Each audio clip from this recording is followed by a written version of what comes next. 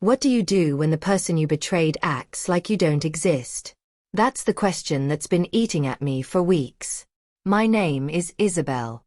I'm 32. Somehow I became the woman who blew up the most stable, loving part of her life for a momentary rush. I never imagined I'd end up here, alone in a cheap studio, walls peeling, silence pressing in, memories I can't erase. It began 6 years ago when I met Nathan. There was an instant click. 8 months later we moved in together. By year 2 we bought a small house in a quiet suburb.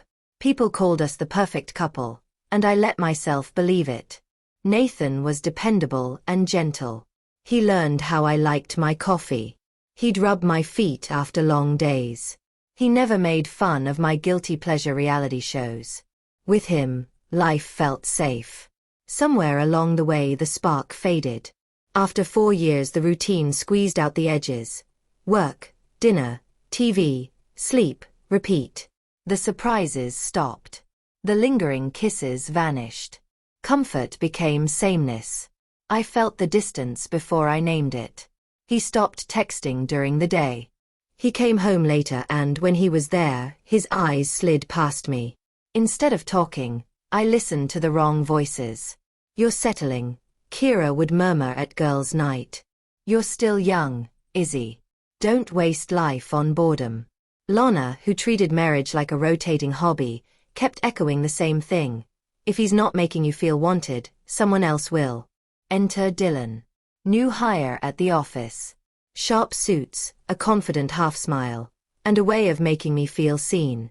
At first we traded harmless jokes, then texts about work, then music, weekends, childhood scars. He listened. He laughed. He noticed me. I told myself it was harmless. But I wanted him to notice. I missed feeling attractive and desired. The first kiss happened after a work happy hour, in his car, music low and the space between us too close. I went home that night with a stomach full of nausea and something else. Alive, awake in a way I hadn't been for years. The guilt was there at first, then with every drink, every charged look, every late night, the rationalizations stacked up. Nathan was distracted. He'd grown comfortable. He wasn't paying attention. It became easy to blame him. Then I crossed the line. Nathan said he had to stay late. I saw a chance. I invited Dylan over, into our home, into the bedroom where Nathan had once kissed my forehead and promised forever. I won't go into grisly detail. You can imagine it. It wasn't love. It was vanity. Selfishness wrapped in wine-stained sheets and the dim glow of a lamp. A part of me, some stupid broken part, wanted to be exposed. Maybe then Nathan would see how far we'd drifted. Maybe he'd fight for me. He didn't fight. He vanished. That night he came home early. I didn't even know. Dylan had already left. I was straightening the living room, wiping red from a wine glass, arranging pillows on a sofa that no longer felt like ours. When I kissed Nathan hello, he flinched. How was work? I asked, pretending normal. Fine, he said, one word, no inflection. He ate nothing. He sat apart from me on the couch. He slept in the guest room. The next morning his face looked like someone I didn't know. I want to break up, he said, staring into his coffee. You need to move out by next week. No shouting. No dramatic confrontation. Just a cold silence that hit harder than any fight ever could. I begged him to talk. He refused. I called, texted, pleaded. He ignored me. I reached out to mutual friends. Most stopped answering. Even his sister, the woman who once called me an extra daughter, went distant and sharp. Are you seriously asking what you did? She snapped before hanging up. The words landed like a blow. He knew. How, I couldn't say. Maybe he came home early. Maybe a neighbor saw a car.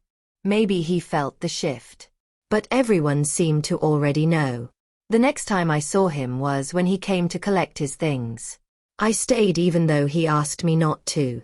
I needed him to say it, and he did. I saw you in our bed with him, he said. I tried to speak. Nothing came out. That wasn't a mistake, he told me. That was betrayal. I offered therapy. I apologized until my throat was raw. I explained that I hadn't told him when I was unhappy.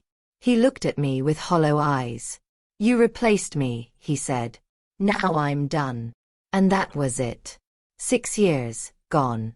I was left with guilt, shame, and the ash of what I'd burned.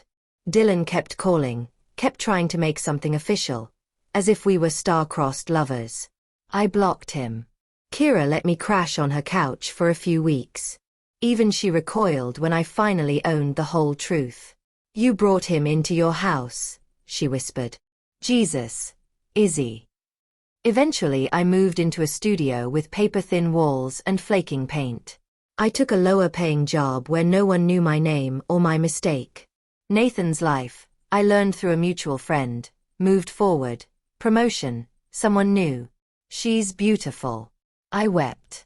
Sometimes I still reach for my phone, tempted to write an apology, to beg for a second chance. But I don't. He doesn't owe me closure or forgiveness. I don't deserve either. I lost him. I lost our house. I lost the future we'd sketched together. All for a short-lived mirage of being wanted by someone who never truly knew me. The worst part isn't the loneliness. It's knowing I chose this. The one person who ever seemed to love me. Jake. Yes, Jake. Not Dylan. His name started to taste like poison. He kept reaching out, wanting to see me, to start something real as if we'd been Romeo and Juliet. I shut him out too. I couldn't bear another hopeful lie. I live with the consequences. I live with the quiet. I live with the knowledge that I am the architect of this ruin.